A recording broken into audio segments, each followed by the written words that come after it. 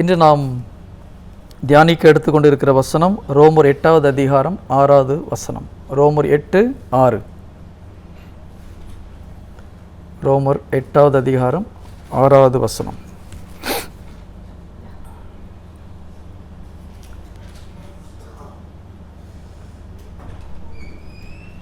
Okay. ஊனியல் மனநிலை கொண்டிருப்போருக்கு வருவது சாவே, ஆவிக்குரிய மனநிலை கொண்டிருப்போருக்கு வருவது வாழ்வும் அமைதியும். அதாவது ஊனியல்பின் மனநிலை, ஆவிக்குரிய மனநிலை, இந்த ரெண்டு பற்றி தான் நம்ம இன்றைக்கி பேச போகிறோம். ஊனியல்பின் மனநிலைனா என்ன, ஆவிக்குரிய மனநிலைனா என்ன அப்படின்னு சொல்லிட்டு. Price the Lord, hallelujah. நம்ம பல முறை கேள்விப்பட்டிருப்போம் இதை, இல்லையா? ஊனியல்பின் இச்சைகளுக்கு இடம் கொடுக்காதீங்க. ஆனால் இது ரொம்ப முக்கியமான வசனம். ஏன்னா இதில் என்ன போட்டிருக்கு? ஊனியல்பின் மனநிலையை கொண்டிருப்போருக்கு வருவது என்னது? சாவு, இல்லையா? இதில் சாவுன்னும் போது நித்திய மரணத்தையும் குறிக்குது. இந்த உலகத்திலையும் ஒரு சந்தோஷமான ஒரு வாழ்க்கையோ ஒரு வெற்றிகரமான ஒரு வாழ்க்கையோ நாம் வாழ முடியாது. அப்போ நம்ம ஊனியல்பின் மனநிலை நம்மளுக்கு இருக்குதா இல்லையா? முதல்ல ஊனியல்பின் மனநிலைனா என்னன்னு தெரியணும். அது நம்மகிட்ட இருக்கா இல்லையான்னு தெரியணும். இருந்ததுன்னா அதிலிருந்து எப்படி வெளிவருவது? Praise the Lord, hallelujah. Okay, இன்னொரு வசனம் எடுத்துக்கலாம். கலாத்தியர் 5வது அதிகாரம் 19வது வசனம். கலாத்தியர் 5:19. இது நம்ம எல்லாருக்கும் தெரிந்த ஒரு வசனம்தான். நான் வெயிட் பண்ணுறேன், நீங்கள் பைபிள் எடுத்தப்பறம் நான் படிச்சுட்டு போகலாம்னு அவசரம் இல்லை. 4 வார்த்தை கற்றுக்கிட்டாலும் நம்ம புரிகிற மாதிரி கற்றுக்கிறது நல்லது, இல்லையா? Price the Lord. ஓகே, கலாத்தியர் 5வது அதிகாரம் 19வது வசனம். Galatians chapter 5 verse 19. சில்ட்ரன்ஸ் யாராக இருந்தால் ஓகே, நீங்கள் இங்கிலீஷில் படிக்கணும் படிக்கலாம், ஒன்றும் பிரச்சனை இல்லை. ஓகே. ஊனியல்பின் செயல்கள் யாவருக்கும் தெளிவாய் தெரியும். அவை பரத்தமை, கெட்ட நடத்தை, காமவெறி, சிலை வழிபாடு, பில்லி சூனியம், பகைமை, சண்டை சச்சரவு, பொறாமை, சீற்றம், கட்சி மனப்பான்மை, பிரிவினை, பிளவு, அழுக்காறு, குடிவெறி, களியாட்டம் முதலியவை ஆகும். இவற்றில் ஈடுபடுவோர் இறை ஆட்சியை உரிமை பெறாக அடைவதில்லை என நான் ஏற்கனவே சொன்னேன். அதை இப்போது மீண்டும் சொல்கிறேன். ஒரு பெரிய லிஸ்ட்டு கொடுத்துருக்காரு, இல்லையா? முதல்ல இந்த லிஸ்ட்டில் நம்மக்கிட்ட ஏதாவது ஒன்று இருக்கான்னு பார்க்கணும். ஏன்னா இது இன்னும் டேஞ்சரஸ். என்ன சொல்கிறார் அவர்? இந்த லிஸ்ட்டில் ஏதாவது நம்ம இருந்தோம்னா இறை ஆட்சியை உரிமை பெறாக அடைவதில்லை, மோட்சத்துக்குள்ளே போகிறதுக்கு முடியாது. பிரைஸ் தி லார்ட், ஹல்லேலூயா.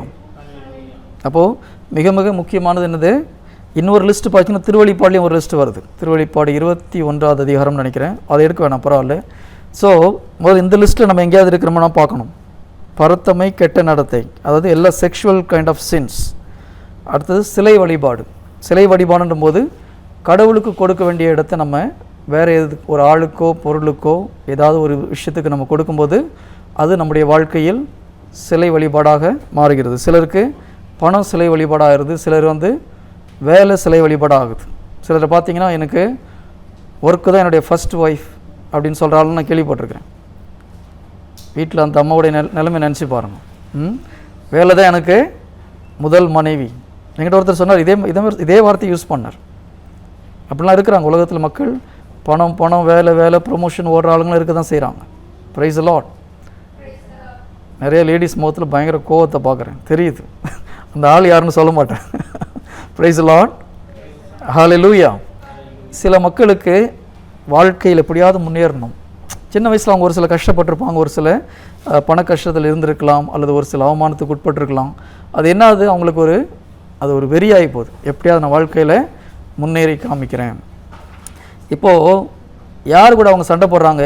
அவங்கள அறியாமல் யாரோ ஒரு மனுஷன் கூட போட்டி போட்டுட்ருக்குறாங்க, இல்லையா?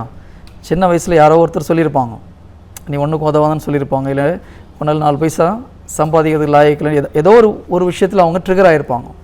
அது என்னது, அவங்கள அறியாமல் இன்னொரு மனுஷங்கிட்ட போட்டி போட்டுட்ருக்குறாங்க. கடவுள் பைபிளில் எங்கேயாவது ஒரு இடத்துல கம்பீட் வித் சம்படின்னு சொல்லியிருக்காரா? யாராவது போட்டி போட சொல்லியிருக்காரா? எனக்கு தெரிஞ்ச இறை வார்த்தையில் எங்கேயும் இயேசு கிறிஸ்து மற்றவர்களோடு போட்டி போட சொல்லவே இல்லை. பைபிள் அந்த வசனமே கிடையாது. Compete with somebody. ஆனால் நம்ம உலகம் நம்மளுக்கு என்ன சொல்லிக் கொடுக்குது? போராடி அவனை விட நல்லா பண்ணணும், இவனை விட நல்லா பண்ணணும். நம்மளுக்கு சின்ன வயசுலேருந்து பார்த்தீங்கன்னா நம்மளுடைய டீச்சிங்கே வந்து மற்றவங்களோட நல்லா பண்ணணும், which is totally against the Bible teaching. Jesus என்னை பின்பற்றுன்னு சொன்னார் இல்லையா? அவரை பின்பற்றி போனோம், அவ்வளோதான். தவிர இவரை விட நம்ம நல்லா பண்ணோம், அவரோட நல்லா பண்ணோம். எப்போ நம்ம இவரோட நல்லா பண்ணணும்னு நினைக்கிறோமோ அப்பவுமே நம்மளை அறியாமல் அவர் கூட கம்பீட் பண்ணுறோம். unnecessary pressure. Praise the Lord. Hallelujah. அப்போ ஜீசஸ் நம்மகிட்ட சொல்கிறது என்னை பின்பற்றி வா. நம்ம அவரை பின்பற்றி போகும்போது போதும், நம்மளுடைய அவர் நம்மளை சரியான பாதையில் நம்மளை கொண்டு போவார், நம்ம சரியான பாதையில் போக முடியும். நம்ம இன்னொருத்தரோட காம்படிஷன் கிடையாது. ஆனால் இந்த உலகம் நம்மளுக்கு சொல்லிக் கொடுக்குற ஒரு பாடம், பெற்றோர்களும் அப்படி தான். ஃபஸ்ட் ரேங்க் வாங்கணும், ஒரு ரேங்க் கம்மியாக. நான்லாம் சின்ன வயசில் 3rd ரேங்க் வாங்கினேன். நான் ஸ்போர்ட்ஸ் நல்லா பண்ணிகிட்டு இருந்தேன் அப்போ சின்ன வயசில். எங்கள் வீட்டில் கண்டிஷனே எப்படின்னா 3rd ரேங்க் வாங்கினா ஸ்போர்ட்ஸுக்கு அலோவ் பண்ண மாட்டான். ஃபஸ்ட்டு செகண்ட் வாங்கினாலும் திட்டு விழும், 3rd வாங்கினா ஸ்போர்ட்ஸை கட் பண்ணுவான். அந்த பக்கம் கிரவுண்டு பக்கத்தில் போகக்கூடாது. சரி, அப்போ ஒரு காம்படிஷன் கிறிஸ்துவ வாழ்க்கைக்குள்ளே வந்தபோது கூட முதல்ல எனக்கு அப்படி தான் தோணுச்சு. இவனோட நல்லா பண்ணணும், இவரோட நல்லா பண்ணணும். அப்புறம் பைபிள் அடித்து பார்த்தா பைபிளில் எங்கேயுமே ஜீசஸ் யாரையும் கம்பீட் பண்ணி வர சொல்லவே இல்லை, யாரு கூடயும் போட்டி போட சொல்லவே இல்லை. Praise the Lord. ஹல்லேலூயா. நம்ம ஜீசஸ் மாதிரி ஆகணும், அதில் ஒன்றும் தப்பு கிடையாது. உண்மையிலே அவர் நம்மளை ஜீசஸ் மாதிரி அவரே ஆக்கிட்டார். ஓகேங்களா? நம்ம இதுக்கு போட்டி போகிறதுக்கு ஒன்றும் கிடையாது. நம்ம புதுப்படைப்பாக மாற்றப்படும் போது இயேசு கிறிஸ்து போல் நம்ம மாற்றப்பட்டிருக்கோம். நம்ம விசுவசித்து நம்ம செயலில் காமிக்கும் போது நம்ம ஆட்டோமேட்டிக்காக எல்லாம் நம்ம மூலிமா வெளிப்படும். Praise the Lord. ஹல்லேலூயா. அப்போ நம்மளுக்கு யாராவது காம்படிஷன் யாராவது இருக்காங்களா உலகத்தில்? அந்த தாட்டே விட்டுருங்க. உங்கள் ஆஃபீஸில் கூட சரி, வீட்லேயும் சரி, குடும்பத்துலேயும் சரி, நமக்கு யாரும் எதிராளியும் கிடையாது, நமக்கு யாரும் காம்படிட்டரும் கிடையாது. கடவுள் ஒவ்வொருத்தரும் ஒவ்வொரு வழியில் ஊழியத்தின் பாதையில் எடுத்துகிட்டு போகிறார். கடவுள் போட்ட ரூட்டில் நம்ம போனோம்னா நிம்மதியாக போகலாம், ஒன்றும் பிரச்சனை கிடையாது. அது எதுவும் கிளாஷ் ஆகாது. ஒவ்வொருத்தருக்கும் ஒவ்வொரு வழி உண்டு. கடவுள் எல்லோரையும் ஒரே மாதிரி வழி நடத்தலை. அவங்கவுங்க இருக்கிற இடத்துலேருந்து கடவுள் எல்லாத்தையும் மோட்சத்துக்கு டெஸ்டினேஷன் சேம், மோட்சத்துக்கு போகணும். ஆனால் ஒவ்வொருவரையும் ஒவ்வொரு வழியில் வழி நடத்துகிறார். Praise the Lord. ஹல்லேலூயா. அதனால் நம்மளுக்கு நிறைய நேரத்தில் போட்டி மனப்பான்மை வர்றதுக்கு ஒரு முக்கியமான காரணம் இது தெரியாது தான். Price the Lord. Hallelujah. Okay, அடுத்தது சீற்றம், கோபம். சிலரை பார்த்தீங்கன்னா பேசாமல் இருப்பாங்க, வாயத்தை வந்து அப்புறம் கண்ட்ரோல் பண்ண மாட்டாங்க. நம்ம ஒரு பழமொழி சொல்லுவாங்களே, சாது மிரண்டால் காடு கொள்ளாது. அவர் ரொம்ப சாஃப்ட் பிரதர், ஆனால் கோவம் வந்தது பயங்கரம். என்ன அர்த்தம்? கோவம் எல்லாம் உள்ளே தான் இருக்குது, அது வெளியில் வர்றதுக்கு ஒரு ட்ரிகர் தேவைப்படுது, அவ்வளோதான். இதுக்கு பேர் கடவுள் இந்த மாதிரி ஒரு வாழ்க்கை நம்மளுக்கு இருக்கணும்னு சொல்லலை, கோவத்தை கட்டுப்படுத்துன்னு சொல்லலை. Praise the Lord. ஹல்லேலூயா. சரி, பைபிள் எங்கேயாவது கோவத்தை கட்டுப்படுத்துங்கள் இருக்கா? எதுவுமே கோபம் கொள்ளாதீர்கள் இருக்குது, கட்டுப்படுத்த சொல்லி எங்கேயுமே கிடையாது இல்லையா? நம்மளுடைய ப்ராப்ளம் என்ன, நம்ம ஆக்ஷனை கண்ட்ரோல் பண்ண ட்ரை பண்ணுறோம், அது ஏதாவது ஒரு இடத்துல வெடிக்குது. Praise the Lord. ஹல்லேலூயா. இதில் இங்கிலீஷில் பார்த்தீங்கன்னா கலாத்தியர் 5வது அதிகாரம் 21வது வசனம், கலேஷியன்ஸ் சாப்டர் 5 verse 21 ஒரு சின்ன டிஃப்ரென்ஸ் இருக்குது. அதில் என்ன சொல்கிறாரு, இந்த லிஸ்ட்லாம் சொல்லிவிட்டு அண்ட் சச் லைக் அப்படின்றார். இதே போல் மற்ற காரியங்களும் இருக்குது. ஏன்னா லிஸ்ட்டு பெருசு, அவ்வளோ பெரிய லிஸ்ட்டு அவர் போட விரும்பலைங்க. அதனால் மேலே கூறின லிஸ்ட்டு தான் மொத்தமே இவ்வளோ தான், இல்லை நம்ம இல்லைன்னா நம்ம தப்பிச்சுட்டு நினைக்காதீங்க. இதை போல் மற்ற எல்லா விஷயங்களும் இந்த லிஸ்ட்டில் included. Praise the Lord. Hallelujah. Tamil அந்த ஒரு வசனம் இல்லை. அப்போது இதெல்லாம் என்னது, ஊனியல்பின் செயல்கள். பட் நம்ம முதல்ல எடுத்த வசனம் என்னது, ரோமர் 8வது அதிகாரம் 6வது வசனம். அது என்ன சொல்லுது, ஊனியல்பின் மனநிலை கொண்டிருப்போருக்கு வருவது சாவே. அப்போ அதுக்கு இதுக்கு என்ன வித்தியாசம்? ரோமர் 8:6 ஊனியல்பின் மனநிலை கொண்டிருப்போருக்கு வருவது சாவு. இப்போது இந்த ஊனியல்பின் மனநிலை இருக்கிறதுனால, சரி, அது அடுத்த ஸ்டெப் போகிறதுக்கு முன்னால் ஊனியல்பின் மனநிலைனா நீங்கள் என்ன நினைக்கிறீங்கன்றதுக்கு ஒரு சின்ன ஒரு போல், உங்கள் மைண்டில் என்ன இருக்குது, வாட் யூ வாண்ட். ஓகே, அதுக்கு ஒரு சின்ன ஒரு போல், ஏதாவது ஒன்று சூஸ் பண்ணுங்கள் பார்க்கலாம். ஊனியல்பின் மனநிலை என்றால் என்ன? What you mean by carnal mind? இங்கிலீஷில் கார்னல் மைண்ட் சொல்லுவாங்க. எப்போதும் பாவ சிந்தனையில் உள்ளவங்கள நம்ம ஊன் இயல்பில் உள்ளவங்கன்னு சொல்லுவோமா? இறை வார்த்தைக்கு முரண்பாடாக சிந்திப்பவர்களை ஊன் இயல்புன்னு சொல்லுவோமா? The people who always have a sinful thoughts or carnal minded. நான் சொல்கிறது most appropriate answer. People who think contrary to the word of God, carnal minded.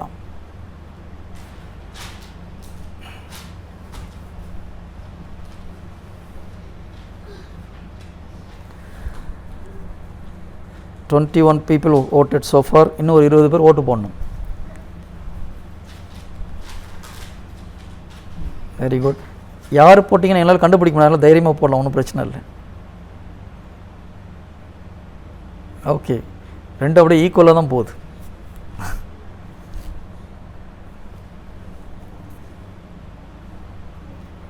Okay, almost 30 பேர் போட்டிருக்காங்க, இன்னும் ஒரு 9 பேர் போடலை. Okay, will close it. நான் just என்ன ரிசல்ட்னு ஷேர் பண்ணுறேன் பாருங்கள். கிட்டத்தட்ட 40% ஆஃப் த பீப்புள் என்ன நினச்சிருக்காங்க? எப்போதும் பாவ சிந்தனை உள்ளவர்கள் தான் ஊன் இயல்பின் மனநிலை கொண்டவர்கள். இன்னொரு 60% வந்து இறை வார்த்தைக்கு முரண்பாடாக சிந்திப்பவர்கள் ஊன் இயல்பின் மனநிலையை கொண்டவர்கள்னு சொல்கிறாங்க. ஃபைன், நம்ம எது கரெக்டுன்னு கொஞ்ச நேரம் கழித்து டிசைட் பண்ணலாம். ரிசல்ட் கொஞ்சம் லேட்டாக பப்ளிஷ் பண்ணலாம், அப்போ கொஞ்சம் ஒரு ஆர்வம் இருக்கும் இல்லையா? Price the Lord, hallelujah. Okay, கலாத்தியர் 5:19 என்ன பார்த்தோம்? ஊன் இயல்புக்குரிய செயல்கள். கலாத்தியர் 8:6 என்ன, ரோமர் 8:6 என்ன பார்த்தோம்? ஊன் இயல்புக்குள்ள மனநிலைகள். அப்போது இந்த ஊன் இயல்பின் செயல்கள் வர்றதுக்கு முன்னால் நம்மளுடைய மைண்ட் எங்கே இருக்குது? ஊன் இயல்புடைய மனநிலை இருந்ததுன்னா அது ஸ்லோவாக எங்கே வந்து நிற்கும்? செயலில் வந்து நிற்கும். பட் நார்மலாக நம்ம என்ன பண்ணுறோம்? செயலை கண்ட்ரோல் பண்ண ட்ரை பண்ணுறோம். கோபத்தை கட்டுப்படுத்தணும், தவறான எண்ணத்தில் மற்றவங்கள பார்க்கக்கூடாது, நம்ம பொறாமப்படக்கூடாது, எல்லாம் நம்மளுடைய செயல்களை கட்டுப்படுத்த நினைக்கிறோம். இந்த பழக்கம் செய்யக்கூடாது, அந்த பழக்கத்தை நம்ம விட்டுறணும் இல்லையா? சிலர் குடியை விடுறதுக்கு ரொம்ப கஷ்டப்பட்டு எப்படியா குடியை நிறுத்தணும்னு நினைக்கிறாங்க. அது நல்லதாக கெட்டதானே? நல்லது. ஆனால் உங்கள் மனதை கட்டுப்படுத்தாமல் என்ன பண்ண முடியாது? செயலை கட்டுப்படுத்த முடியாது. ஓகேங்களா? முடியுமா? முடியாதா? சரி, இன்னும் ஒரு சின்ன கேள்வி.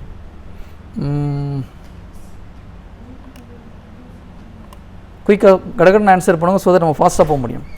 நீங்கள் நினைக்காத ஒன்றை செய்ய முடியுமா? Can you do something which you never thought about it?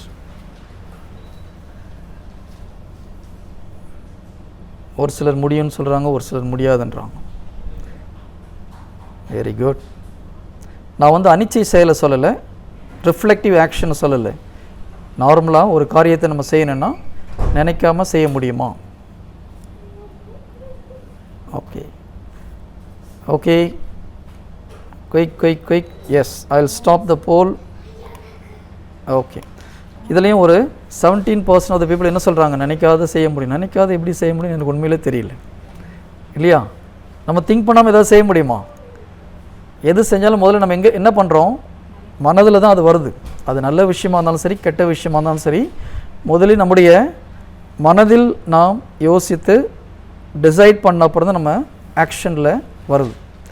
ஒரு சில ரிஃப்ளெக்ட் ஆக்ஷன், இப்போ ஒரு நெருப்பில் கை வச்சுட்டோன்னா நம்ம மைண்டுக்கு போகாமல் ரிஃப்ளெக்டிவ் ஆக்ஷன் இருக்குது. நான் அதை சொல்லலை, அதான் நான் தெளிவாக சொன்னேன். அது இல்லாமல் மற்ற எல்லா செயல்களும் முதல்ல எங்கே தோன்றுது? நம்மளுடைய சிந்தனையில் தோன்றுகிறது. Price the Lord, hallelujah. அப்போது நம்மளுடைய ப்ராப்ளத்துடைய ரூட்டு செயலில் கிடையாது. நம்மளுடைய ப்ராப்ளத்துடைய ரூட் எங்கே இருக்குது? மனநிலையில் இருக்குது. நம்ம மைண்டில் என்ன ஓடுதோ அதுதான் லேட்டராக ஆக்ஷனில் வருது. Price the Lord, hallelujah. அப்போ நம்ம செயலை கண்ட்ரோல் பண்ணணும்னு நினச்சோன்னா நம்ம செயலை கண்ட்ரோல் நம்ம அதுதான் ட்ரை பண்ணுறோம். நிறைய இடத்துல நம்ம என்ன பண்ணுறோம்? குடிக்கக்கூடாது, நம்ம இதை செய்யக்கூடாது, அதை செய்யக்கூடாது. இது பழைய ஏற்பாடு. ஓல்ட் டெஸ்டமெண்ட் கமாண்ட்மெண்ட்ஸ் பார்த்தீங்கன்னா எல்லாமே ஃபிசிக்கல் ஆக்ஷனில் இருக்குது. மைண்டை பற்றி ஓல்ட் டெஸ்டமெண்ட்டில் அதிகமாக சொல்லலை. மேபி ஏதாவது ஒரு சில இடத்துல இருக்கலாம். பட் டைரெக்டாக எல்லா கமாண்ட்மெண்ட்ஸ் பார்த்தீங்கன்னா இல்லையா? உன்னை தவிர வேறு ஒரு கடவுள் உனக்கு இல்லாமல் போவதாக, அடுத்தது நீ கொலை செய்யாதிருப்பாயாக, களவு செய்யாதிருப்பாயாக, பிறர் தாரத்தை விரும்பாதிருப்பாயாக, எல்லாம் எக்ஸ்டர்னல் ஆக்ஷன்ஸ். பட் ஜீசஸ் வந்தோன்னு என்ன சொல்கிறாரு? ஓகே, ஒருத்தர் வந்து நீங்கள் பழைய ஏற்பாட்டில் விபச்சாரம் செஞ்சால் பாவம் இருக்கான, நான் சொல்கிறேன் என்னது, ஒருத்தரை இச்சையோடு பார்த்தாலே பாவம்.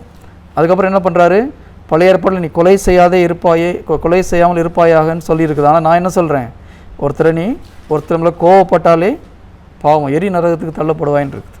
ஒருத்தர் முட்டாளேன்னு சொன்னால் தலைமை சங்க திருப்புக்கு உள்ளாக்கப்படுவாய். பிரைஸ் தி லார்ட், ஹல்லேலூயா. பழைய ஏற்பாடு ஈஸியாக, புதிய ஏற்பாடு ஈஸியாக? பழைய ஏற்பாடு அப்பா பார்க்குறதுக்கு தான் டெரர், ஆனால் அவர் நல்லவர் தான், சிம்பிள் டைப். ஜீசஸ் பார்க்குறதுக்கு ரொம்ப சாஃப்ட், ஆனால் கட்டளெல்லாம் கடுமையாக இருக்குது. ஆனால் சொன்னது ஸ்வீட்டாக சொல்லிட்டு போயிட்டார் இல்லையா? எது கஷ்டம் உண்மையிலே சொல்லுங்கள், எதுக்கு ஃபாலோ பண்ணுறது கஷ்டம், பழைய ஏற்பாடா புதிய ஏற்பாடா? 10 கட்டில் ஃபாலோ பண்ணுறது ரொம்ப சிம்பிள். நீங்கள் இங்கே இருக்கிற எல்லாத்தையும் கை தூக்க சொன்னால் 99% நம்ம அதை ஃபாலோ பண்ணுறோம். புதிய ஏற்பாடு என்ன ஆயிடுச்சு, ஆக்ஷன் பெருசு கிடையாது, முதல்ல மைண்டை பரிசுத்தப்படுத்துன்றார் ஆண்டவர். ஏன், எல்லாம் மைண்ட்லேருந்து தான் ஆக்ஷனுக்கு வருது. பிரைஸ் தி லார்ட், ஹல்லேலூயா. பார்க்குறதுக்கு பழைய ஏற்பாடு கஷ்டம் மாதிரி தெரியும், ஆனால் புதிய ஏற்பாடு கட்டளை கடவுள் அவர் நம்முடைய ஸ்டாண்டர்டை ரைஸ் பண்ணுறார். இது கஷ்டம் ஈஸின்றதை விட கடவுள் நம்மளுடைய ஆன்மீக வாழ்க்கை நிலையை உயர்த்துகிறார்.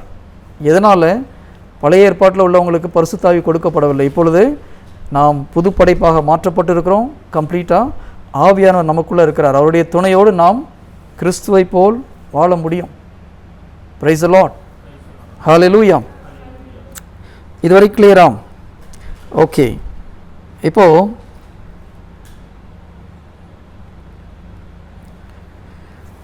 அப்போ உண்மையிலே ஊன் இயல்பின் மனநிலைனா என்ன? ஒரு பாவ சிந்தனை ஓகே, அந்த கேள்வி நம்ம கேட்டோம் இல்லையா? ஒரு பாவத்தை நினைப்பது ஊன் இயல்பான ஊன் இயல்பு தான். பாவத்துக்குரிய எண்ணங்களை நம்ம சிந்திப்பது ஊன் இயல்பான ஊன் இயல்பு தான். ஆனால் அது மாத்திரம் ஊன் இயல்பு கிடையாது. நம்ம நான் ரொம்ப நாளும் அப்படி தான் நினச்சிட்டு இருந்தேன். இந்த லிஸ்ட்டில் உள்ள பிரச்சனை பாவம் இல்லைன்னா பரவாயில்ல, நம்ம ஓகேயாக இருக்கிறோம். அடுத்தது பாவத்தை பற்றி அதிகமாக நாம் சிந்திக்காமல் இருந்தால் ஊன் இயல்பின் மனநிலையில் நம்ம இல்லை அப்படின்னு நினச்சிட்டு இருக்கோம். ஆனால் பைபிள் கொஞ்சம் டீட்டெயிலாக படித்து பார்த்தோம்னா என்ன சொல்லுது, இறை வார்த்தைக்கு முரண்பாடாக என்னென்னலாம் எப்போவெல்லாம் நம்ம திங்க் பண்ணுறோமோ அப்போலாம் நம்ம ஊன் இயல்புக்குள்ளாக வருகிறோம். ஊன் இயல்பு என்னும்போது ஆங்கிலத்தில் பார்த்தீங்கன்னா கார்னல்னு சொல்லும்போது ஃப்ளஷ்ன்னு தான் இருக்குது.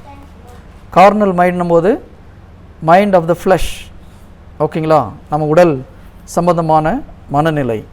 உடல் சம்பந்தமான மனநிலை என்பது என்ன ஆகுது, நம்ம ஐம்புலன்களில் பார்க்குறதையும் கேட்குறதையும் ஃபீல் பண்ணுறதையும் எப்போ நம்ம பிலீவ் பண்ணி நம்ம மைண்ட் கண்ட்ரோல் ஆகுதோ அதுதான் ஊன் இயல்பின் மனநிலை.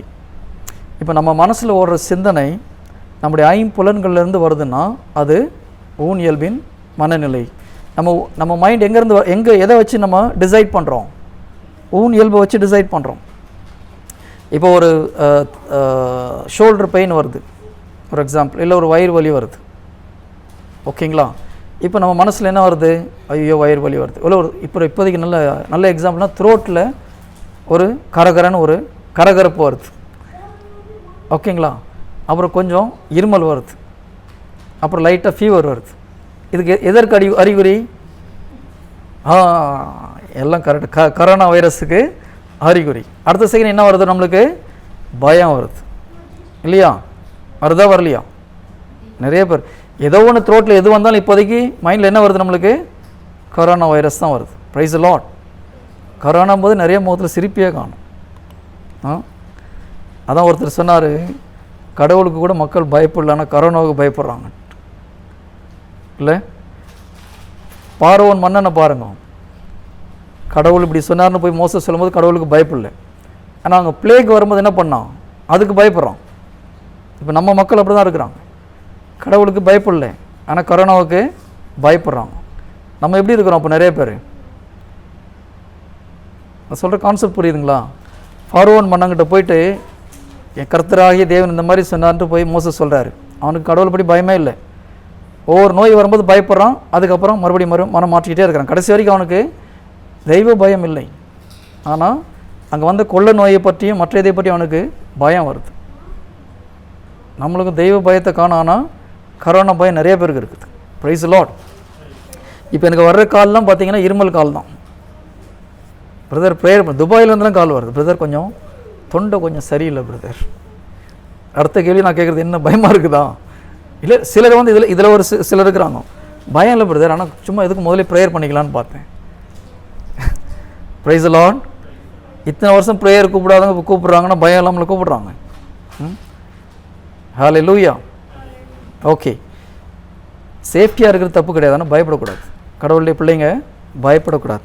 அப்போது நம்மளுடைய மைண்டில் உள்ள திங்கிங் எங்கேருந்து வருது? சென்சஸை வச்சு நம்ம திங்க் பண்ணுறோம். நம்ம ஒரு உடலில் வர ஒரு வலியை வைத்தோ அல்லது ஒரு கண்ணில் பார்க்குற ஒரு நிகழ்ச்சியை வைத்தோ நம்ம என்ன பண்ணுறோம்? நம்ம மைண்டில் அக்செப்ட் பண்ணுறோம். ஒன்றும் இல்லை, நம்ம ஆஃபீஸ் போகிறோம், பக்கத்து சீட்டில் உள்ளவனுக்கு டெர்மினேஷன் லெட்டர் கொடுத்துட்டான். என்ன ஆகுது? பயம் வருதா வரலையா? இப்போ நம்ம மைண்ட் எதை வச்சு கண்ட்ரோல் ஆகுது? கண்ணால் பார்க்குற ஒரு விஷயம், இல்லைன்னா காதால் கேட்குற ஒரு விஷயம்.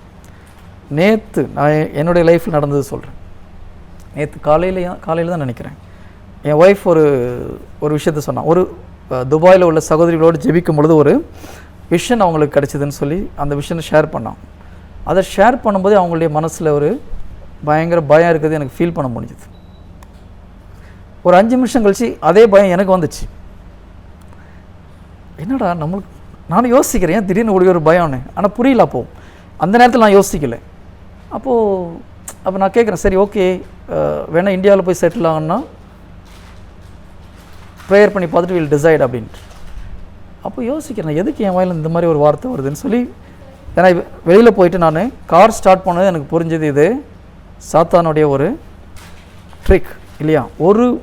ஒரு வார்த்தை, ஒரு 2 மினிட்ஸ் வேர்ட் எந்த அளவுக்கு டெசிஷனை மாற்றுது பாரு. நான் துபாய்க்கு ட்ரான்ஸ்ஃபர் ஆகி போகும்போது ஃபேமிலியை கூப்பிட்டு போகும்போது என்னுடைய ஃபேமிலியை இந்தியாவுக்கு அனுப்பலாமா என்று ஒரு நினைக்கக்கூடிய ஒரு அளவுக்கு ஒரு மனநிலை சேஞ்ச் ஆகுது. அடுத்த செகண்ட் கார் ஸ்டார்ட் பண்ண என் வாயை ஸ்டார்ட் பண்ணேன். ஒரு 1/2 அன் ஹவர் நான் ஸ்டாப்பாக என்ன பண்ணோம்? ப்ரைஸ் பண்ணிவிட்டு ஃபுல்லாக வார்த்தையை வாக்குத்தத்தை அறிக்கை பண்ணி ப்ரைஸ் பண்ணோன்னு அதோட அந்த தாட் சுத்தமாக போயிடுச்சு. ஈவினிங் வந்து நைட்டு ஒரு மணி 2 மணியாக நினைக்கிறேன், நான் ப்ரேயர் பண்ணிட்டு என் ஒய்ஃப் எழுப்பி டோன்ட் வரின்னு ஒரு டெலிவரன்ஸ் ப்ரேயர் பண்ணிட்டு படுத்தா அவங்களும் இப்போது ஃப்ரீயாக இருக்கிறாங்க. ப்ரைஸ் தி லார்ட். ஹல்லேலூயா. இப்போது இது நம்மளுக்கு தெரியலன்னா என்ன ஆயிருக்கும்? இந்த பயம் அதிகமாகிட்டே போகும். நம்மளுடைய டெசிஷன் எதை வச்சு வருது? அப்புறம் பயத்தை வச்சு வருது. அந்த பயம் எங்கேருந்து வருது? ஒரு வார்த்தையினால், நம்ம கேள்வினால் வரலாம், நம்ம பார்த்த ஒரு நிகழ்ச்சியாக இருக்கலாம், அல்லது நம்முடைய உடலில் உள்ள ஒரு அறிகுறியாக இருக்கலாம். Praise the Lord. ஹல்லேலூயா. அப்போ நம்முடைய மனநிலை எது கண்ட்ரோல் பண்ணுது? இந்த 5 புலன்கள் நம்முடைய மனநிலையை பாதிக்கிறது. இதுதான் ஊன் இயல்புக்குரிய மனநிலை. ஆனால் பைபிள் என்ன சொல்லுது? ஊன் இயல்புக்குரிய மனநிலையில் இருக்கிறவங்க முடிவு சாவு. நம்ம வாழ்க்கையில் நிறைய தோல்விகளுக்கு முக்கியமான காரணம் நம்மளுடைய திங்கிங் எல்லாம் எங்கேருந்து வருது? ஊன் இயல்புலேருந்து தான் வருது. நம்முடைய 5 சென்சஸ்லேருந்து வருது. எல்லாருக்கும், நான் உங்களை மட்டும் சொல்லலை, என்னுடைய வாழ்க்கையில் நேற்று நடந்த ஒரு நிகழ்ச்சியை நான் சொல்கிறேன். அப்போது நிறைய பேர் நம்முடைய ப்ராப்ளம் என்னென்னா, நம்முடைய எண்ணங்கள் எண்ணங்கள் அதிகமாக பாதிக்கப்படுவது ஊன் இயல்புலேருந்து வர்ற இன்ஃபர்மேஷனால். Price the Lord. ஹல்லேலூயா. எத்தனை பேர் இதை அக்ரி பண்ண முடியுது? கை தூக்குங்க பார்க்கலாம். இல்லை பிரதர், நான் அப்படிலாம் கிடையாது, என்ன தான் இருந்தாலும் கவலைப்படுறது கிடையாது. Price the Lord. ஆல்மோஸ்ட் எல்லாமே உண்மையாக பேசுகிறீங்க, சந்தோஷம். என்னை மாதிரி என்னுடைய வாழ்க்கையில் நேற்று நடந்தது எனக்கு ரொம்ப ஆச்சரியமாக இருந்தது. என்னடா ஃபெய்த்தை பற்றி இவ்வளோ பேசணும், இதெல்லாம் பண்ணோம், ஒரு செகண்டில் ஒரு மிஞ்சி போனால் ஒரு 5 மினிட்ஸ் இருக்கும். என்ன மாதிரி ஒரு டெசிஷன் மைண்டில் வருது பாருங்க. Praise the Lord. ஹல்லேலூயா. அப்போ நம்மளுடைய ஒவ்வொரு மைண்டில் வர தாட்ஸும் எங்கேருந்து வருதுன்னு நம்ம பார்க்கணும்.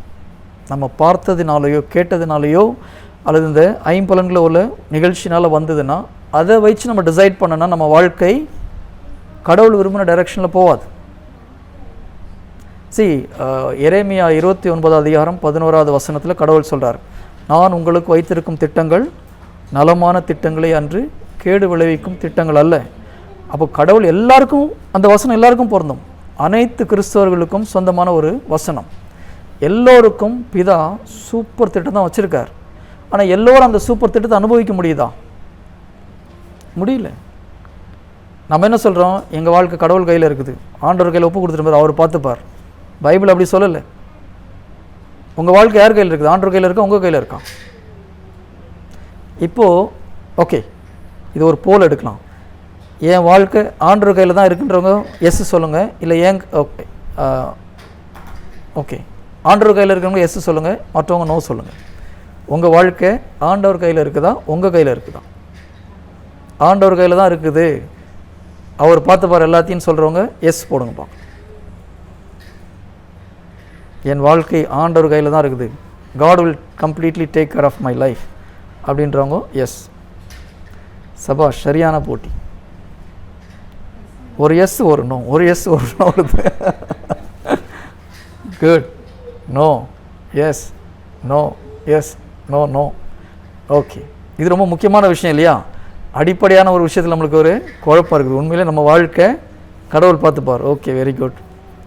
நம்ம கையில் இருக்கா, கடவுள் கையில் இருக்கா? இப்போ பாதி பேர் நம்ம கையில் இருக்குன்றாங்க, பாதி பேர் கடவுள் கையில் இருக்குன்னு சொல்கிறாங்க. யோசுவா 1வது அதிகாரம் 8வது வசனம் எடுத்து படித்து பார்க்கலாம்.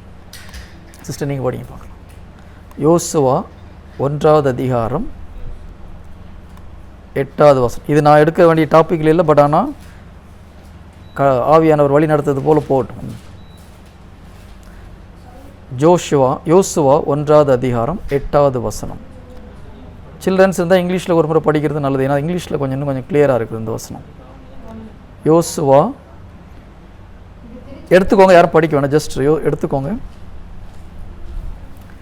1வது அதிகாரம் 8வது வசனம்.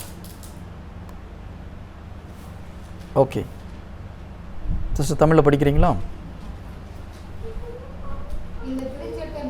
இந்த திருச்சட்ட நூலை உன் முன்னின்று அகற்றாதே, இரவும் பகலும் இதனை தியானம் செய்,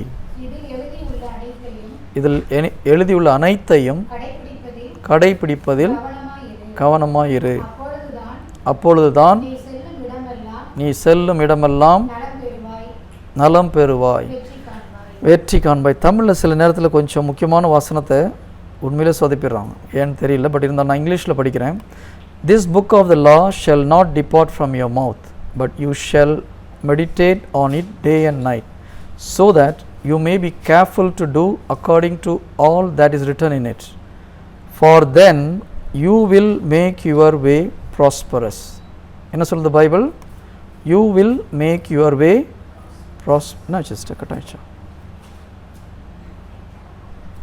என்ன போட்டிருக்கு?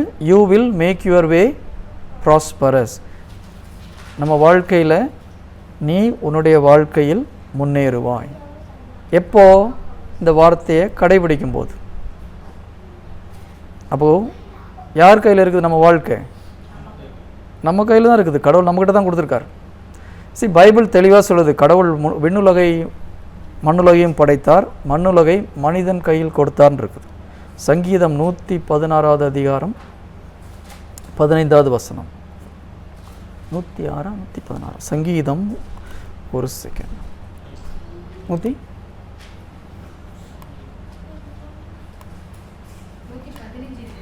16 115 16. கொஞ்சம் இருங்க சார். சங்கீதம் 115 16.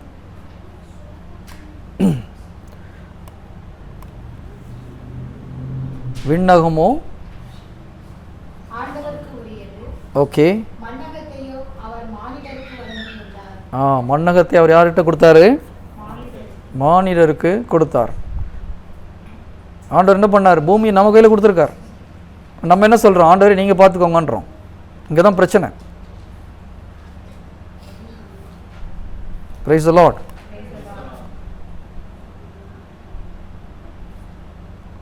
பிரதர், வானத்தையும் பூமியும் படைச்சார் அவர் தான். அவர் மீறி அவருடைய கண்ட்ரோலில் தான் இருக்குது. ஆனால் பூமி யார் கையில் கொடுத்தார்? நம்ம கையில் கொடுத்தார் பிரதர். ஆண்டவர் என்ன சொல்கிறார்? இந்த வார்த்தையை நீ கடைப்பிடிச்சா நீ முன்னேற முடியும்னு சொல்கிறாரு. நான் கடைப்பிடிக்கலன்னு என்ன ஆகும்? முன்னேற முடியாது. இப்போ யார் கையில் இருக்குது? எரேமியா 29:11 சொல்லுது, கடவுள் எல்லாருக்கும் நல்ல திட்டம் தான் வச்சுருக்கார். எல்லாம் கடவுள் கையில் இருந்ததுன்னா எல்லா கிறிஸ்துவனும் இன்றைக்கி சூப்பராக இருக்கணும். கடவுளுடைய திட்டம் சூப்பரான திட்டம். பைபிள் அப்படி தான் சொல்லுது. எரேமியா 29:11 நான் வைத்திருக்கும் திட்டங்கள் நலமான திட்டங்களே அன்றி கேடு விளைவிக்கும் திட்டங்கள் அல்ல. எல்லாருக்கும் அப்போ நல்ல திட்டம் தான் வச்சுருக்கார். அப்புறம் ஏன் நிறைய பேர் கஷ்டப்படுறாங்க, நிறைய பேர் பாவத்தில் இருக்கிறாங்க? நமக்கு சொந்த டிசைட் பண்ணுறதுக்குள்ள கெப்பாசிட்டியை கொடுத்துருக்கார் இல்லையா? நம்ம டிசிஷன் தான், நம்ம ஒவ்வொரு நாளும் எடுக்கிற டெசிஷன் நம்ம வாழ்க்கையை டிசைட் பண்ணுது. எல்லாம் கடவுள் டிசைட் பண்ணுறதா இன்றைக்கி எல்லா மக்களும் சூப்பராக இருந்திருக்கணும், எல்லா கிறிஸ்தவனும் ஓஹோன்னு இருந்திருக்கணும். எல்லா கிறிஸ்தவங்களும் அப்படி இல்லை. எல்லா கிறிஸ்தவங்களும், நிறைய கிறிஸ்தவர்கள் வாழ்க்கையில் தோல்வி, நோய், கடன் பிரச்சனை, பாவத்திலிருந்து வெளியே வர முடியாத கஷ்டம், இதுக்கெல்லாம் நம்ம யாரை கணக்கு சொல்கிறோம்? கடவுளை சொல்கிறோம். சரி, எல்லாம் கடவுள் கையில் இருந்ததுன்னா இது நடக்காது பிரதர், இல்லையா? எத்தனையோ ஆயிரக்கணக்கான கிறிஸ்தவர்கள் பாவத்திலிருந்து வெளியே வர முடியாமல் இருக்கிறாங்க. எத்தனையோ பேர் கடன் பிரச்சனையில் கஷ்டப்படுறோம். எத்தனையோ பேர் நிறைய தவறுகளில் செஞ்சிட்ருக்கிறோம். காரணம் என்ன? கடவுள் நம்மளுக்கு சுயமாக டிசைட் பண்ணுறக்கூடிய அதிகாரத்தை கொடுத்துருக்கார். நம்ம decision makes our destiny. God has given us free will. நம்மளுடைய டெசிஷனை கடவுள் ஃபோர்ஸ் பண்ணி கண்ட்ரோல் பண்ணுறதில்ல. கடவுள் அப்படி கண்ட்ரோல் பண்ணால் எல்லாருமே செயின்ட் ஆகிடும். ஒரு செகண்டில் எல்லாம் செயின்ட் பிரதர், முடிஞ்சு போச்சு. நம்மளுக்கு ஒரு வேலையும் கிடையாது அப்புறம். Price the Lord, hallelujah. So கடவுள் நமக்கு முழு சுதந்திரத்தை கொடுத்துருக்காரு, நம்ம தான் டிசைட் பண்ணுறோம். Is it clear? ஏன்னா இது நம்மளுக்கு தெரியும். நம்ம நிறைய நேரத்தில் தெரியுமா, நம்மளுக்கு வர எல்லா பிரச்சனையும் போட்டு நம்ம கடவுள் மேலே பழி போகிறோம். ஆண்டவரால் தான் வந்தது, ஆண்டவரால் தான் வந்தது. நம்மளுக்கு நோய் ஆண்டவர் கொடுக்கறது கிடையாது, நம்ம வேலையை ஆண்டவர் பறிக்கிறது கிடையாது, நம்ம குடும்பத்தில் குழப்பம் ஆண்டவராக கொடுக்குறாரு. சரி, நீங்கள் கடவுள் ஜீசஸுடைய லைஃப் பாருங்கள். ஜீசஸ் எங்கேயாவது நோயில் சுற்றிட்டு இருந்தாராம்? ஒரு 4 நாள் ஜீசஸ் மினிஸ்ட்ரிக்கு வரல, ஏன்னா அவருக்கு காய்ச்சல் வந்தது. நீங்கள் பைபிளில் இருக்குதான். நோய் எங்கேருந்து ஆரம்பிக்குது? பாவத்துடைய சம்பளம் அது. மரணம் வந்து எண்டு. நோய் என்ன ஆகுது? ஒரு சின்ன ஒரு அதனுடைய ப்ராக்ரஸ் தான் நோய். ஜீசஸ் பாவமே அவரை தீண்டாதனால அந்த லைன் உள்ளே போகல. அவர் வந்து நோயில் மாட்டல, இல்லையா? சாபம் அவருக்கு கிடையாது, நோய் கிடையாது. ஹோலி ட்ரினிட்டி, நம்ம ஹோலி ஃபேமிலிக்குள்ளே சண்டை இருந்தது எங்கேயாவது? ஏதாவது ஒரு புனிதர்கள் லைஃப்பில் கடவுள் நிறைய புனிதருக்கு மாதாவுடைய வாழ்க்கையும் திருக்குடும்பத்தை பற்றியும் வெளிப்படுத்தியிருக்கார். நம்ம வீட்டில் நடக்கிற ஒரு சில சண்டைகள் அங்கே ஹோலி ஃபேமிலி நடந்ததுன்னா அது ஹோலி ஃபேமிலி கிடையாது அப்புறம், இல்லையா? கரெக்ட் தானே? எல்லா குடும்பத்துலேயும் சண்டை வருது சகஜம் பிரதர். கிறிஸ்தவனுக்கு அது சகஜம் கிடையாது. சரி, இதுதான் உலகம் நம்மளுக்கு கற்றுக் கொடுக்குறது. உலகம் என்ன சொல்லுறது? வீட்டில் சண்டை வருது சகஜம், மனைவியோட கோவப்படுறது சகஜம். சகஜமா? பைபிள் எங்கேயாவது போட்டிருக்கா அப்படி? ஹோலி ஃபேமிலி அது நடந்ததா? நான் சொல்ல டிஃப்ரென்ஸ் புரியுதுங்களா? இது உலகம் சொல்லிக் கொடுக்குற பாடம். திருச்சபை நம்மளுக்கு அப்படி சொல்லிக் கொடுக்கல. ஹோலி ஃபேமிலி உள்ள சண்டை நடந்ததுன்னு. பிரைஸ் தி லார்ட், ஹல்லேலூயா. நான் எதுக்கு சொல்கிறேன்னா, குடும்பத்துக்குள்ளே சண்டை நடக்குது கடவுளுடைய விருப்பம் கிடையாது. நம்ம எல்லா விஷயமும் நம்ம வீட்டில் உள்ள எல்லா பிரச்சனைக்கும், நம்ம வாழ்க்கையில் உள்ள எல்லா பிரச்சனைக்கும் கடவுளை காரணம் காமிக்கிறோம். எப்படி ஆதாம் ஏவாள் பாவம் செஞ்சுட்டு என்ன சொன்னாங்க? அந்த அம்மா கொடுத்த, அது நீர் கொடுத்த பெண் கொடுத்த கனியை நான் உண்டதினால் பாவம் செய்தேன். அது பாவம் செஞ்சு கூட சொல்ல அவங்க. அது ரொம்ப சூப்பர். என்ன பார்த்தீங்கன்னா, ஏவாளை படைச்சி ஆதாம்கிட்ட கொண்டு வரும்போது என் எலும்பின் எலும்பு என் சதையின் சதையன்னு லவ் லாங்குவேஜ்லாம் பேசினார், இல்லையா? முதல் காதல் வசனம் அதுதான். அடுத்த பக்கத்தில் பார்த்தீங்கன்னா வசனம் மாறி போச்சு. நீர் கொடுத்த பெண் எப்படி மாறுது பார்த்தீங்களா? பிரைஸ் தி லார்ட், ஹல்லேலூயா. கடவுள் நம்ம வாழ்க்கையை நம்ம கையில் தான் கொடுத்துருக்கார். அதுக்குள்ளே அனைத்தையும் கடவுள் செஞ்சு முடிச்சிருக்கார். ஜீசஸ் சிலுவையில் எல்லாம் நிறைவேறிவிட்டதுன்னு சொல்லும்போது, ஆதாம் ஏவாள் கடவுள் முதல்ல படைக்கும் போது என்ன மாதிரி ஒரு அற்புதமான ஒரு வாழ்க்கையை கொடுத்துருந்தாரோ, அந்த மாதிரி வாழ்கிறதுக்கு என்னென்ன தேவையோ அது எல்லாவற்றையும் இயேசு கிறிஸ்து சிலுவையில் நிறைவேற்றி விட்டுட்டு தான் என்ன சொன்னார்? எல்லாம் நிறைவேறி விட்டது. நம்ம மறுபடியும் ஆண்டவர்கிட்ட போய்ட்டு, ஆண்டவரே என் பிரச்சனை, இந்த பிரச்சனை, அந்த பிரச்சனை, ஆண்டவர் தான் என்ன பிரச்சனைகளை தள்ளிட்டார்னு நம்ம சொல்கிறோம். That is absolutely wrong. நம்ம லைஃப் நம்ம ரெஸ்பான்சிபிலிட்டி எடுக்கணும். கடவுள் நம்மக்கிட்ட கொடுத்துருக்கார். அதுக்குள்ள எல்லா கிருபைகளும் எல்லா வாக்கு தத்தங்களும் பைபிளில் இருக்குது. Praise the Lord, hallelujah. Yes brother Suresh. Yes சொல்லுங்கள் பிரதர். உங்கள் மைக் அன்மியூட்டில் தான் இருக்குது. உங்கள் மைக்கில் ஏதோ ப்ராப்ளம் பிரதர்.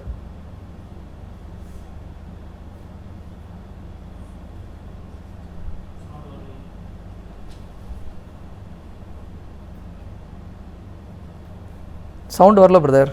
அன்மியூட் இல்லை, இப்போ மியூட் பண்ணிட்டீங்க நீங்கள். சொல்லுங்கள். கேட்கல, சவுண்ட் கேட்கல. உங்கள் சிஸ்டத்தில் ஏதோ மைக்கில் ஏதோ பிரச்சனை பிரதர்.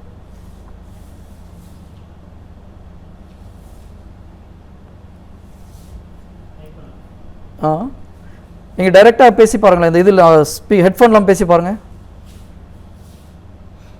நான் பேசுறது கேட்கல அப்படி. நான் பேசுறது கேட்குது இல்லையா? ஓகே பிரதர், உங்கள் வால்யூம் கேட்கல, எங்களுக்கு கேட்கல.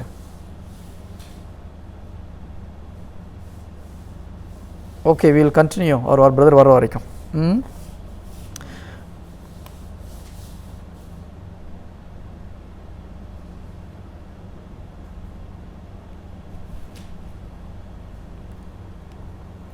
ஓகே, இதை வச்சு ஒரு போல் எடுக்கலாமா? ஓகே, எத்தனை பேருக்கு புரிஞ்சுது இப்போ நான் சொன்னது? Let's go for another poll. வைங்க பிரதர்.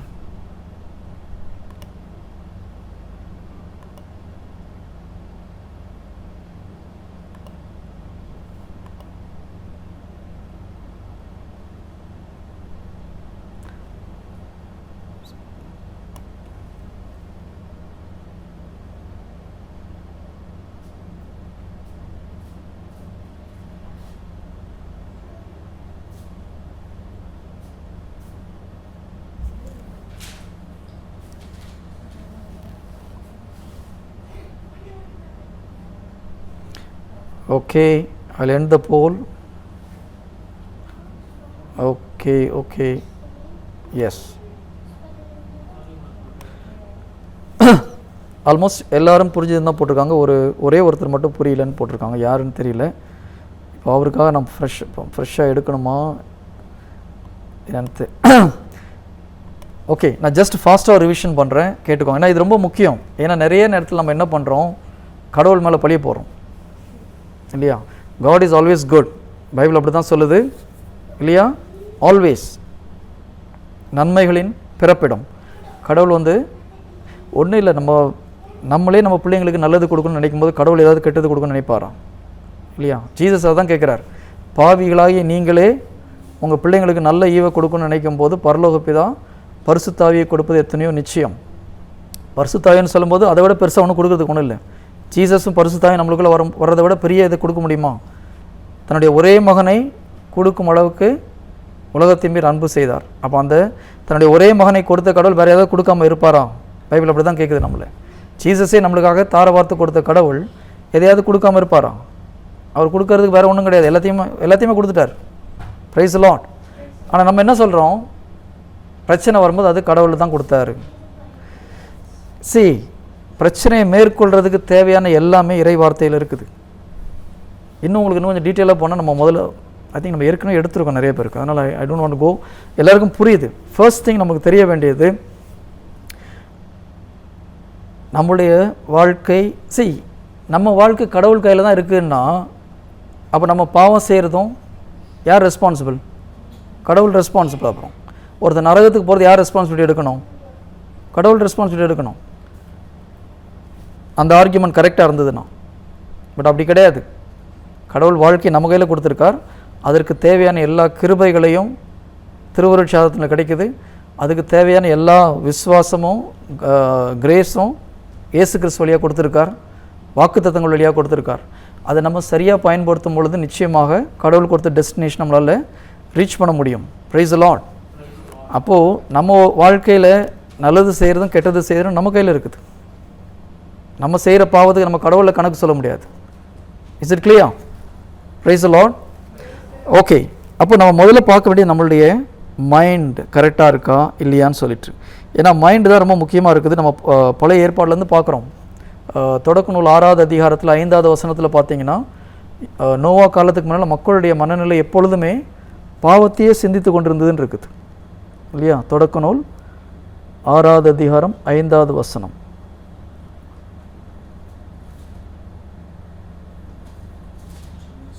மண்ணுலகில் மனிதர் செய்யும் தீமை பெருகுவதையும் அவர்களின் இதய சிந்தனைகளெல்லாம் நாள் முழுவதும் தீமையையே உருவாகுவதையும் ஆண்டவர் கண்டார். அவங்களுடைய இதயத்திலையும் சிந்தனையிலையும் என்ன வந்தது? நாள் முழுவதும் தீமை உருவாச்சு. அதனால் அவங்களுடைய செயல்கள் எல்லாம் தீமையாக முடிந்தது. Price the Lord, hallelujah. So நம்முடைய ஃபோக்கஸ் அப்போ எங்கே இருக்கணும்? மைண்டில் இருக்கணும். நம்ம மைண்டில் கரெக்ட் ஆகும்போது எல்லாமே கரெக்ட் ஆகும்.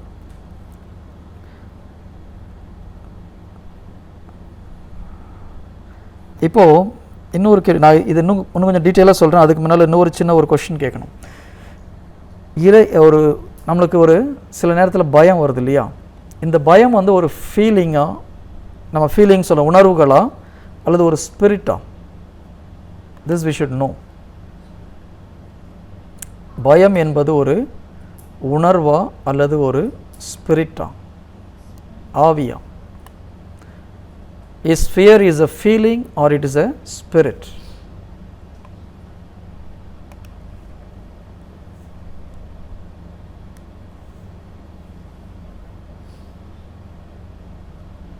எல்லாமே குண்டக்க மண்டக்க கேள்வியே கேட்குறீங்க இப்படிதான்றீங்களா?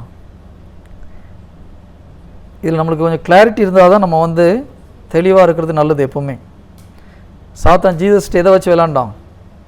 இறை வார்த்தையை வச்சு குழப்ப பார்த்தான். ஏசு கிறிஸ்துவ அந்த பண்ணவன் நம்மளை சும்மா விடுவானா? ஸோ நம்மக்கிட்ட என்ன பண்ணுவான்? மைண்டை நம்மளை குழப்பறதுக்கு இந்த மாதிரி கேள்வி கேட்க மாட்டான் வந்து, பட் செயல்களை செய்வோம். Price the Lord, hallelujah. Okay, I will end the pole, share the result. Almost 28%, ஒரு ரஃப்லி 30% ஆஃப் த பீப்புள் என்ன பண்ணுறாங்க, என்ன நினைக்கிறாங்க? It is a feeling, it is அ உணர்வு. பயம் என்பது ஒரு உணர்வு. சைக்காலஜியில் அப்படி தான் சொல்கிறாங்க. ஒரு 70% அப்ராக்சிமேட்டாக இது ஒரு ஸ்பிரிட்னு சொல்கிறோம். எது சொன்னாலும் பைபிள் ஏதாவது வசனம் இருக்கான்னு பார்க்கலாம் நம்ம, இல்லையா? 2 தீமோத்தேயு 1வது அதிகாரம் 7வது வசனம். 2 தீமோத்தேயு 1வது அதிகாரம் 7வது வசனம்.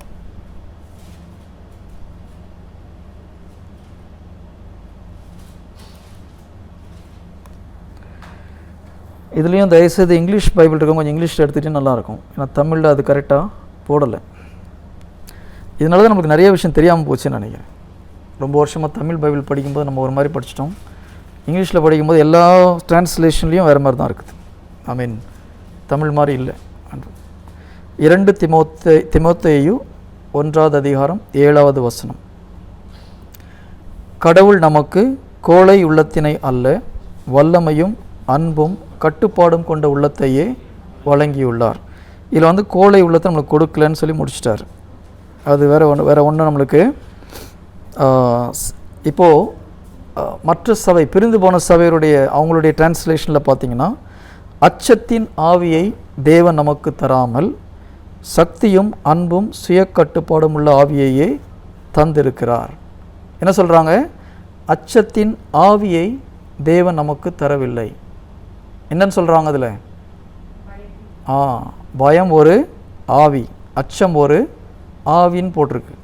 சரி, அவங்க இது சரியாக தப்பாக நம்மளுக்கு பிரச்சனை இல்லை. பட் இங்கிலீஷில் போனீங்கன்னா NRSV, நம்ம Catholic Bible, God did not give us a spirit of cowardice, ஸ்பிரிட்னு தான் போட்டிருக்குது.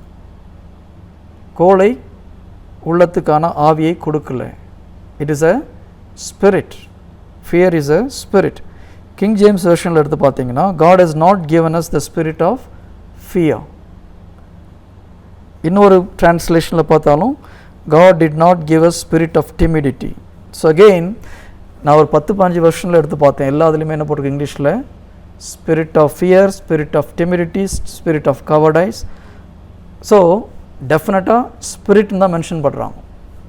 ஸோ பயம் என்னது? அப்போது பயம் ஒரு ஆவி. ஆவின்னு என்ன ஆவி? தீ ஆவி. It's a spirit from the devil. அப்போ பயம் யார்கிட்ட இருந்து வருது? சாத்தாங்கிட்ட இருந்து வருது. பிரைஸ் தி லார்ட், ஹல்லேலூயா. இன்னொரு வசனம் வேணும்னா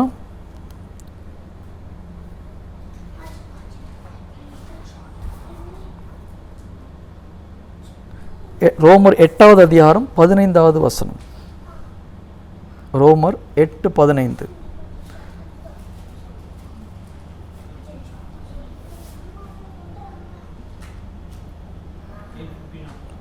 8:15. ரோமர் 8:15. தமிழில் பார்த்தீங்கன்னா, மீண்டும் அச்சத்திற்கு உள்ளாக்கும் மனப்பான்மையை நீங்கள் பெற்றுக்கொள்ளவில்லை, மாறாக கடவுளின் பிள்ளைகளுக்குரிய மனப்பான்மையை பெற்றுக்கொண்டீர்கள். இங்கேயும் அச்சத்துக்கு உள்ளாக்கும் மனப்பான்மைன்னு தான் இருக்குது. ஆனால் இங்கிலீஷில் பார்த்தீங்கன்னா, you have not received the spirit of bondage again to fear. So it's a spirit of bondage இல்லையா? Fear is a bondage. Fear is a coming from the spirit. It is not just, yes, you can feel, you will feel depressed, you feel worried, but it coming from the spirit. Praise the Lord. Hallelujah. அப்போ பயம் நமக்குள்ள, நம்ம நிறைய முறை சொல்லியிருக்கேன் நான், பயம் வரும்போது பக்கத்தில் யார் உள்ளே வந்திருக்கான்னு அர்த்தம்? டெவில் வந்திருக்கான்னு அர்த்தம். எப்போல்லாம் நம்ம மைண்டில் பயம் வருதோ பக்கத்தில் யார் நிற்கிறது? யார் நிற்கிறது? டெவில் நிற்கிறது. யாருக்கும் சொல்கிறதுக்கு பயமாக இருக்குது. டெவிலை பார்த்து நம்ம எதுக்கு பயப்படணும்? Praise the Lord. ஹல்லேலூயா. வசனம் சொல்லும்போது எனக்குள் இருப்பவர் உள்ளே இருக்கும் அவனை விட பெரியவர். ஆனால் ஒரு ரிசல்ட் வரும்போது பயம் வருது. See, it is a spirit. நீங்கள் கொஞ்சம் ஏமாந்தீங்கன்னா என்ன பண்ணுவான்? ஸ்லோவாக உங்களுடைய மைண்டை ஆக்குப்பை பண்ண முடியும் அவனால். அதனால தான் பேதுரு என்ன சொல்கிறாரு? சாத்தான் கர்ஜிக்கிற சிங்கம் போல யாரை விழுங்கலாம் என்று அலைந்து கொண்டிருக்கிறான்றார். Praise the Lord. Hallelujah. So அப்போ நம்ம மைண்டில் ஃபியர் அலோவ் பண்ணக்கூடாது. ஒன்றும் இல்லை, தொடக்க நூலில் நீங்கள் பார்த்தீங்கன்னா 3வது அதிகாரத்தில் ஆதாம் ஏவாள்கிட்ட வந்து முதல்ல சாத்தான் என்ன சொல்கிறான்? இந்த மரத்தின் உள்ள கனியை நீங்கள், இந்த தோட்டத்தில் உள்ள எல்லா கனியும் சாப்பிடலாமா? அவங்க என்ன சொல்கிறாங்க? எல்லாத்தையும் சாப்பிடலாம், ஆனால் இந்த நடுவில் உள்ள மரத்தில் உள்ள கனியை சாப்பிடக்கூடாது. நன்மை தீமை அறிவதற்கான மரத்தில் உள்ள கனியை நாங்கள் சாப்பிடக்கூடாது, சாப்பிடும் நாளில் நாங்கள் சாகவே சாவோம் என்று ஆண்டவர் சொல்லியிருக்காருன்னு சொல்கிறாங்க. அடுத்த வாச சாத்தான் என்ன சொல்கிறான்? நீங்கள் சாக மாட்டீர்கள். இதுதான் ஃபஸ்ட்டு பொய். இப்போது இது வரைக்கும் பாவத்தில் விழலை அவங்க. ஏவாள் இது வரைக்கும் பாவத்தில் விழலை. எப்போ சாத்தான் வந்து பொய்யை சொல்கிறானோ, நீங்கள் சாக மாட்டீர்கள், அதை அக்செப்ட் பண்ணும்போது தான் பாவத்தில் விழுறாங்க. கனி அதனுடைய எஃபெக்ட் வந்து கனியை சாப்பிட்றது இல்லையா? கனியை சாப்பிட்றது அதனுடைய முடிவு. ஆனால் தொடக்கம் எங்கே ஆரம்பிக்குது? எப்போ சாத்தான் சொன்ன பொய்யை அவங்க அக்செப்டட், மைண்ட்லி மென்டலி ஷி அக்செப்டட். சாத்தான் சொன்ன அடுத்த செகண்ட் ஓடிப்படா, நான் எங்கள் அப்பா பற்றி எனக்கு தெரியும்னு சொல்லியிருந்தாங்க, என்ன ஆயிருக்கும்? டெஸ்ட் அங்கேயே முடிஞ்சு போயிருக்கும். அதை அவங்க மைண்டில் அக்செப்ட் பண்ணது தான் கடைசியாக பழத்தை சாப்பிட்றதுக்குள்ள ஒரு காரணமாகிடுச்சு. அப்போ சாத்தான் எப்போ நம்ம மைண்டில் திங்கிங் கொடுக்குறானோ, இறை வார்த்தைக்கு முரண்பாடான திங்கிங் வந்தாலே அது நம்மளால் ரெஃப்யூஸ் பண்ண முடியணும். என்னமோ நம்ம மைண்டில் இருந்து ஓகே, ஒருத்தர் பக்கத்தில் உள்ளவருக்கு வேலை போச்சு, ஒரு 4 பேருக்கு சேக் பண்ணுறாங்க, அடுத்த லிஸ்ட்டு ரெடி ஆகுது, பிரதர் உங்கள் பேரும் அந்த லிஸ்ட்டில் இருக்குதுன்னு சொல்லும்போது என்ன ஆகுது? நம்மளுக்கு பயம் வருதுன்னா என்ன அர்த்தம்? நம்ம ஊனியல்பினுடைய மனநிலையை கொண்டு இருக்கிறோம். ஆண்டவர் என்ன சொல்கிறாரு? உலகம் முழுவதும் பஞ்சம் வந்தாலும், திருவெளிப்பாடு 3வது அதிகாரம் 10வது வசனம், திருவெளிப்பாடு 3:10. இந்த நேரத்துக்கு ஒரு உகந்த ஒரு வசனம் இது. திருவெளிப்பாடு 3வது அதிகாரம் 10வது வசனம். இப்போ உலகம் முழுவதும் எல்லாம் என்ன சொல்கிறாங்க? 2ஆம் உலகப் போருக்கு அப்புறம் இந்த மாதிரி ஒரு எக்கனாமிக்கல் ப்ராப்ளம் வராத அளவுக்கு ஒரு ப்ராப்ளம் வரும்னு சொல்கிறாங்க. நீங்கள் எக்கனாமிக்கல் நியூஸ்லாம் எடுத்து படிச்சிங்கன்னா, செகண்ட் வேர்ல்டு வாருக்கு அப்புறம் இந்த மாதிரி ஒரு பிரச்சனை வந்தது கிடையாது. அதை விட பயங்கரமான ஒரு எக்கனாமிக்கல் ப்ராப்ளம் வரும்னு போட்டிருக்குது. இப்போ நம்ம அதை நமக்கு மைண்டில் அக்செப்ட் பண்ண என்ன ஆகும்? பயம் வரும், ஜாப் இன்செக்யூரிட்டி வரும், பிஸ்னஸ் எப்படி ரன் பண்ணுறது, நம்ம க்ளோஸ் பண்ணலாமான்னு மைண்டில் வரும், ஊருக்கு போய் செட்டில் ஆகாமான்னு மைண்டில் வரும். ஐயோ ஊர்லேயும் இதோட மோசமாக இருக்குன்னு சொன்னோன்னே என்ன ஆகுது? இதெல்லாம் நடக்குதா நடக்கலையா பிரதர்? என்னமோ எனக்கு மட்டும்தான் அந்த பிரச்சனைலாம் இருக்கிற மாதிரி பார்க்குறீங்களா? நீங்கள் இந்த மாதிரி கேள்விப்படுறீங்களா? இல்லையா? எல்லாம் செயிண்டாக இருக்கிறாங்க அப்பா. Price the Lord. Hallelujah. Okay, வசனம் என்ன சொல்லுது? திருவெளிப்பாடு 3வது அதிகாரம் 10வது வசனம். மன உறுதி தரும் என் வாக்கை நீ கடைபிடித்ததால் மண்ணுலகில் வாழ்வோரை சோதிக்க உலகு அனைத்தின் மீது வரவிருக்கும் சோதனை காலத்தில் நான் உன்னை காப்பாற்றுவேன். உலகம் முழுவதும் சோதனைக்குட்பட்டாலும் நீங்கள் கடவுளுடைய வாக்குறுதியை உறுதியாக பற்றி கொண்டால் கடவுள் உங்களை காப்பாற்றுவார். இது கடவுள் கொடுத்த ஒரு வாக்குறுதி. உலகம் முழுவதுமே ஷட் டவுன் ஆனால் கூட உனக்கு பிரச்சனை கிடையாதுடா, நான் இருக்கிறேன்னு சொல்கிறார். இப்போ நம்மளுக்கு இறை வார்த்தை ஒரு பக்கம் இருக்குது, நம்மளுடைய 5 சென்சஸில் வர நியூஸ் ஒரு பக்கம் இருக்குது. எதை நம்ம பிலீவ் பண்ணுறோம்? உண்மையாக சொல்லணும். எத்தனை பேர் இறை வார்த்தையை நான் பிலீவ் பண்ணுறவங்க கை தூக்குங்க பார்க்கலாம். அப்பா 2-3 பேர் அப்ரஹாமுடைய அம்மா தங்கச்சிலாம் இங்கே தான் இருக்கிறாங்க. Very good, very good. Okay, சரி, ஒரு டெர்மினேஷன் லெட்டர் கையில் கொடுத்த உடனே நம்மளுக்கு ஷாக் அடிச்சு போகுது நிறைய பேருக்கு, இல்லையா? இதுதான் உண்மை. டெர்மினேஷன் லெட்டர் கையில் பார்த்து அடுத்த செகண்ட் மைண்டில் என்னென்னவோ நினைவுகள் நமக்கு ஓடுகிறது. ஆனால் நம்ம இங்கே வரும்போது நல்லா பிரதர் நாங்கள் விசுவாசத்தில் சூப்பராக இருக்கிறோம்னு சொல்கிறோம். Price the Lord. நம்ம ரோட்டில் போகும்போது பக்கத்தில் ஒருத்தர் இருமுறா கூட கொஞ்சம் தூரமாக நடந்து போகிறோம், இல்லைனா சூப்பர் மார்க்கெட்டில் ஒருத்தர் இருமுறா நமக்கு கொஞ்சம் 2 அடி பின்னால் போகிறோம். நடக்குதா நடக்கலையே? இதுதான் உண்மை. Praise the Lord. ஹல்லேலூயா. அப்போது நம்மளுடைய மைண்ட் 5 சென்சஸில் வர இன்ஃபர்மேஷனில் இருக்குதா, இல்லை இறை வார்த்தையின் அடிப்படையில் இருக்குதா? இதை நம்ம அடுத்த வாரம் கண்டினியூ பண்ணலாம். இதில் நிறைய விஷயங்கள் இருக்குது. ஃபஸ்ட்டு என்ன தெரியுமா, நம்ம க்ரோ ஆகணும், நம்ம மிஸ்டேக்கை ஒத்துக்கணும். என்ன தான் நான் ப்ரீச் பண்ணாலும் என்னுடைய லைஃப்பில் நான் நினச்சிட்டு இருந்தேன், ஓகே நம்ம விசுவாசத்தில் கொஞ்சம் க்ரோ ஆகிருக்கும் போல் இருக்குதுன்னு நினச்சேன். நேற்று ஒரு ஆப்பு அப்போ தான் புரியுது, ஓகே இன்னும் நம்ம க்ரோ ஆகிருக்கணும், நான் இல்லைன்னு சொல்லலை, பட் இன்னும் நம்ம ஃபுல்லாக ஸ்பிரிட்டில் வரலை. Praise the Lord. ஹல்லேலூயா. அதுதான் உண்மை. பட் நம்மளால் முடியும். பரிசுத்தாவியுடைய துணையோடு, இறை வார்த்தையின் துணையோடு நம்மளால் முழுமையாக ஆவிக்குரிய வாழ்க்கையை நாம் வாழ முடியும். கண்களை மூடுவோம், ஒரு சிறிய ஜெபம் செய்து இந்த செஷனை முடிக்கலாம். கண்களை மூடுவோம். எங்கள் அருமையான ஆண்டவரே, எங்களுடைய இரட்சகரே இயேசு கிறிஸ்துவை, அப்பா நீர் சிலுவையிலே எத்தனையோ சொல்லன்னா வேதனைகள் அனுபவித்து நாங்கள் பிதா எங்களை படைக்கும் பொழுது எப்படி ஒரு கம்பீரத்தோடு படைத்தாரோ, எப்படி ஒரு மகிமையில் படைத்தாரோ, எப்படி ஒரு பரிசுத்தத்தில் படைத்தாரோ, இதோ இந்த உலகத்தை நீங்கள் ஆட்சி செய்யுங்கள் என்று இந்த உலகத்தின் ராஜாவாக ஒரு இளவரசனாக எங்களை நீர் படைத்தீர் தகப்பனே. எஸ், இந்த உலகத்தை ஆட்சி செய்யக்கூடிய இளவரசர்களாகவும் இளவரசிகளாகவும் எங்களை நீர் படைத்தீர். இதோ ஆதாம் ஏவாளும் அதை இழந்து போனாலும் ஆண்டவரே நீர் சொல்லனா வேதனை அனுபவித்து எங்களுக்கு அதை மீண்டும் திருப்பி கொடுத்தீரப்பா. எஸ், எல்லாவற்றையும் திருப்பி கொடுத்த பிறகு இதோ எல்லாம் நிறைவேறிவிட்டது என்று மன நிம்மதியோடு நீர் கண்களை மூடினீர். இருப்பினும் நாங்கள் அதை இன்னும் சுதந்திரித்து கொள்ளாமல் இருக்கிறோம் ஆண்டவரே. இதோ நீர்தான் இன்னும் செய்ய வேண்டும் என்று எல்லா பாரத்தையும் உமது தலையிலே மீண்டுமாக நாங்கள் சுமத்துகிறோம். ஆண்டவரே நீர் எல்லாவற்றையும் எங்களுக்கு செய்து முடித்து விட்டீர் என்பதை உணரக்கூடிய அப்பா உணர்வுள்ள இருதயத்தை நீர் எங்களுக்கு கொடுக்குமாறு ஜெபிக்கிறேன். எஸ் மை லார்ட், நீர் அனைத்தையும் செய்து முடித்தீர் ஆண்டவரே.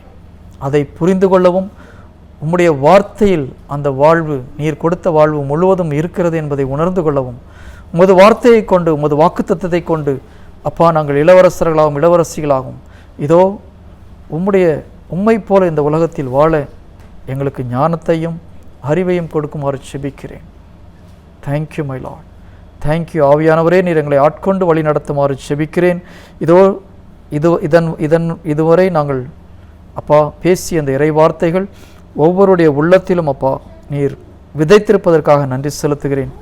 அவை 30, 60, 100 மேனி பலன் கொடுக்க போவதற்காக நன்றி செலுத்துகிறேன். யோவான் 15:16 கூறியிருப்பது போல ஆண்டவரே இந்த கனிகள் நிலைத்திருக்கும்படி அப்பா 2ஆம் வருகையின் வரை அவர்கள் வாழ்க்கை இந்த உலகத்தில் இருக்கும் நாட்கள் வரை அவர்கள் நிலைத்திருந்து கனி கொடுக்கும்படி இயேசு கிறிஸ்துவின் நாமத்தில் ஜெபிக்கிறேன் நல்ல பிதாவே, ஆமென். Price the Lord.